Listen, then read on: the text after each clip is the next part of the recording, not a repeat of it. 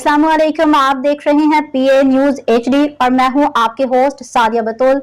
शामिल करते हैं आज की अहम खबरें। रेडियो पाकिस्तान के मरूफ सदाकार यास्मीन ताहिर 88 बरस की उम्र में दागे मुफारकत दे गई।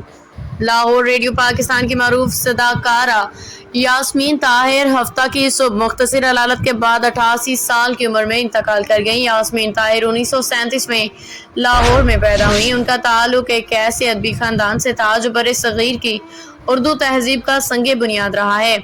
उनके वालिद इम्तियाज़ अली ताज उर्दू ड्रामा निगारी के बानी तस्वर किए जाते हैं, जिनका मशहूर ड्रामा अनारकली आज भी क्लासिक अदब में नुमाया मुकाम रखता है। उनकी वालिदा हिजाब इम्तियाज़ अली ना सिर्फ अदीबा थीं बल्कि बरे सगीर की पहली मुस्लिम खातून पायलट होने का एजाज़ भी रखती थी। 1960 यास्मीन ताहिर की शादी फिल्म, टेलीविजन, स्टेज थिएटर के अदाकार और कॉलम निगार लेजर नईम ताहिर से हुई। उनके 3 बेटे जिनमें हॉलीवुड के अदाकार फरहान ताहिर, मेहरान और अली ताहिर शामिल हैं। सदाकार ने रेडियो पाकिस्तान से अपने नशियाती कैरियर का आगाज़ 1958 में किया। उनकी आवाज़ में वो नरमी, सच्चाई और खुलूस था जो बराह रास्त दिल पे असर करता था। आइंदा 37 साल तक वो रेडियो पाकिस्तान का एक नाकाबिले फरामोश चेहरा और आवाज़ बन गई।